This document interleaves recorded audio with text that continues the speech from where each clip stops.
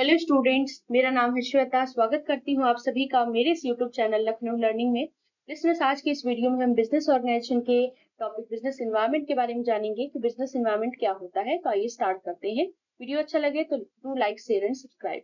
So first है हमारा business environment में लिसनर्स कि एक्सटर्नल एनवायरनमेंट क्या होता है। सो एक्सटर्नल एनवायरनमेंट यानी बाहरी वातावरण के बाह्य वातावरण की बात करें तो इसमें कौन कौन सी चीजें, कौन कौन से फैक्टर्स अवेलेबल होते हैं। तो सबसे पहला आता है लिसनर्स हमारा इकोनॉमिक फैक्टर्स। तो इकोनॉमिक कंडीशन जैसे कि इन्फ्लेशन रेट हो गया, आपका इंटरेस्ट रेट हो गया, इकोनॉमिक की ग्रोथ हो गई, उस पर क्या परचेजिंग पावर पर इफेक्ट पड़ रहा है, ये सब चीजें हम इकोनॉमिक फैक्टर्स में देखते हैं।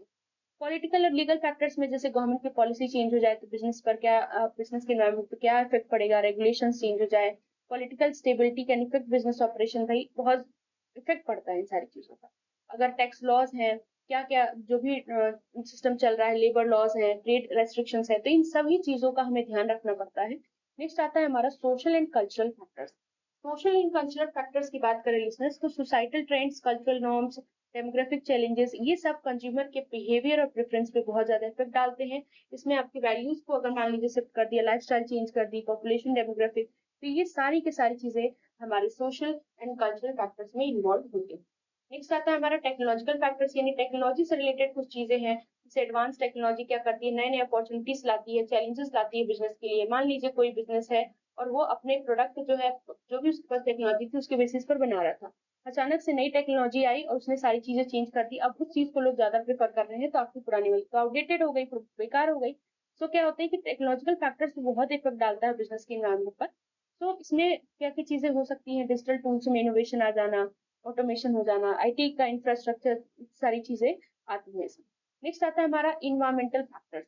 अब इन्वायरमेंटल फैक्टर्स में जैसे आपके जो भी इन्वायरमेंट से रिलेटेड फैक्टर्स हैं, तो जैसे क्लाइमेट चेंज हो गया, सस्टेनेबिलिटी एंड क्लाइमेट चेंज हो गया, जो कि बहुत ही ज्यादा इंपॉर्टेंस रखता है इसमें से। कंपनीज में need to adopt environmental regulations and engage in corporate social responsibility practice.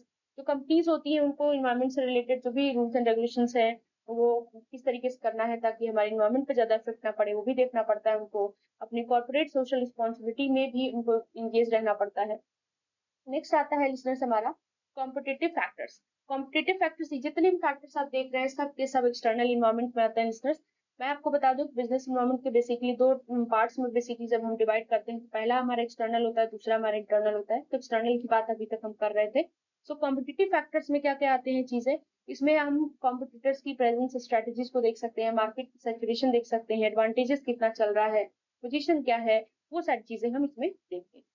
Next चलते हैं बिजनेस, नेक्स्ट है हमारा इंटरनल इन्वायरमेंट। इंटरनल इन्वायरमेंट क्या होता है, इंटरनली जब हम सारी चीजें बिजनेस में देखते हैं तो इसमें क्या क्या चीजें आ सकती हैं। तो पहला आता है ऑर्गेनाइजेशनल कल्चर, कि हमारे ऑर्गेनाइजेशन में क्या क्या चीजें चल रही हैं, वैल्यूज क्या है, बिलीव्स क्या चीजें हैं, बिलीव्स कौन कौन सी हैं। कहने का मतलब है कि क्या वैल्यूज है, क्या बिलीव्स फॉलो करते हैं, प्रैक्टिसेस क्या है हमारे ऑर्गेनाइजेशन के अंदर, जो कि हमारे इन्वायरमेंट को बहुत ज्यादा इफेक्ट डालती हैं, एम्प्लॉयज के बिहेवियर को इफेक्ट डालती हैं, शेप करती हैं। नेक्स्ट आता है मैनेजमेंट एंड लीडरशिप, यानी कि हमारी लीडरशिप एंड मैनेजमेंट प्रैक्टिसेस जो कि ऑर्गेनाइजेशन को गाइड करने में जो बहुत ही हेल्प होती है, कौन से डिसीजन है इसमें, कैसे इन्फ्लुएंस करती है कंपनी की कल्चर को।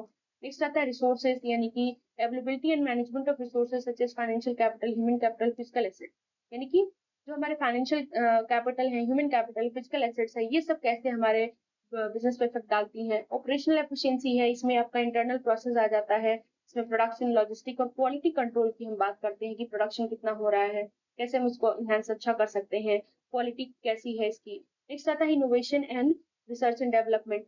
सो इसमें क्या होता है कि कंपनी की कैपेसिटी, यानी the company capacity for innovation and research and development which can drive growth and competitive advantage. ये कंपनी की क्या कैपेसिटी है इनोवेशन से रिलेटेड, रिसर्च एंड डेवलपमेंट से रिलेटेड, जिससे कि हम अपनी कंपनी को और भी ज्यादा ग्रोथ पर, ऊंचाइयों पर ले जा सकते हैं। नेक्स्ट आता है हमारा लिसनर्स, थर्ड पॉइंट है हमारा स्टेक होल्डर्स। तो स्टेक होल्डर्स में क्या क्या चीज आएंगी, इसमें आता है लिसनर्स हमारा, जैसे कि इंटरनल एक्सटर्नल मैंने बताया, तो और भी बहुत सारी चीजें हैं, जैसे कि मैं आपको वीडियो, आपको नोट्स में आपको ये सारी चीजें प्रोवाइडेड हो जाएंगी। लिसनर्स, अगर वीडियो अच्छी लग रही हो तो लाइक शेयर एंड सब्सक्राइब करना ना भूलिएगा। तो थर्ड पॉइंट देखते हैं, स्टेक होल्डर्स में कौन कौन लोग आएंगे। ये सब देखिए इंटरनल का ही पार्ट है, लेकिन इसमें हमने डिवाइड कर रखा है। तो स्टेक होल्डर्स का मतलब होता है कस्टमर्स, इंप्लॉयज, सप्लायर्स और शेयर होल्डर्स। तो ये सब कैसे डालते हैं, तो कस्टमर, उनकी नीड का ध्यान रखना पड़ता है, प्रेफरेंसेस का, फीडबैक का, कि उनको कैसा लगा प्रोडक्ट, उसके बारे में फीडबैक देना। ये सब आपके प्रोडक्ट्स को शेप करती है, सर्विसेज को और मार्केटिंग स्ट्रेटेजीज को। जाहिर सी बात है, अगर आपको जो प्रोडक्ट है कस्टमर्स पसंद करेंगे तो उतना ही ज्यादा मार्केट में बिकेगा, उतना ही ज्यादा आपके बिजनेस के लिए अच्छा होगा। नेक्स्ट आता है एम्प्लॉयज की स्किल, मोटिवेशन, सेटिस्फैक्शन भी बहुत इम्पैक्ट डालती है प्रोडक्टिविटी पे। अगर वो सेटिस्फाइड नहीं है तो वो क्या कर सकते हैं, टर्नओवर बढ़ जाएगा आपके ऑर्गेनाइजेशन से उनका, और बहुत सारी चीजें होती है कंपनीज कल्चर। नेक्स्ट आता है सप्लायर्स एंड पार्टनर्स, तो ये कैसे इफेक्ट डालते हैं बिजनेस, तो रिलेशनशिप सप्लायर्स के साथ और बिजनेस पार्टनर्स के साथ सप्लाई चेन पे बहुत इफेक्ट डालता है, प्रोडक्ट की क्वालिटी पर भी और ऑपरेशनल एफिशिएंसी पर। नेक्स्ट आता है हमारा शेयर होल्डर्स एंड इन्वेस्टर्स, अगर आपका बिजनेस अच्छा है तो ये इन्वेस्ट करेंगे, वरना नहीं करेंगे। तो इनकी एक्सपेक्टेशंस होती हैं कि फाइनेंशियल परफॉर्मेंस देखते हैं और रिटर्न्स कैसी है, जो कि स्ट्रेटेजिक डिसीजंस को और कंपनीज की प्रायोरिटीज को बहुत ज्यादा प्रभाव डालती है। तो ये सारी चीजों को देखने का काम ये लोग करते हैं। नेक्स्ट हम बात कर लें, हमारा नेक्स्ट है लिसनर्स ग्लोबल इन्वायरमेंट। अब इसमें क्या क्या आती है चीजें, तो ग्लोबल मार्केट आता है पहला, कि opportunities and challenges related to operating in international market including cultural differences, trade regulations and global competition. यानी जो भी हमें अपॉर्चुनिटी मिलती है, जो भी हमें चैलेंजेस फेस करने पड़ते हैं इंटरनेशनल मार्केट में, जैसे कि कल्चरल डिफरेंस आ जाता है, trade regulations, global economic condition. For example, अगर आप इंडिया में बिजनेस कर रहे हो तो फिर भी ठीक है कि हम यहाँ पर कर रहे हैं, लेकिन आउट ऑफ द कंट्री कर रहे हो तो आपको नहीं पता वहाँ की क्या कल्चर है, वहाँ पे क्या चीजें फॉलो होती हैं, तो वो सब चीजों का भी ध्यान रखना पड़ता है जब भी हम एक्सपोर्ट इम्पोर्ट की बात करते हैं। तो ट्रेड वहाँ पे रेगुलेशंस क्या है, ट्रेड से रिलेटेड, हमारे यहाँ पे कुछ और है, वहां पर कुछ और है, यहाँ की इकोनॉमिक कंडीशन कुछ और है, वहाँ की इकोनॉमिक कंडीशन कुछ और है, तो बहुत सारी चीजें इफेक्ट डालती है। नेक्स्ट है ग्लोबल सप्लाई चेन।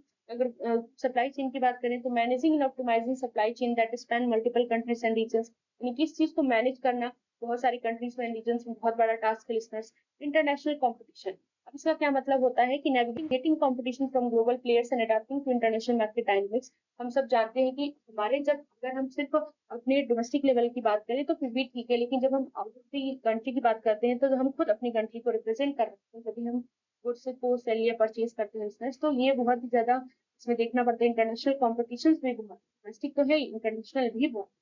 तो आई होप ये आपको बिजनेस एनवायरनमेंट से रिलेटेड टॉपिक मैंने बताए हैं वो क्लियर हो गया होगा। लिसनर्स ये बहुत इंपॉर्टेंट टॉपिक है, वैसे ये मैं आपको बता दूं एग्जाम्स में पूछे जाते हैं।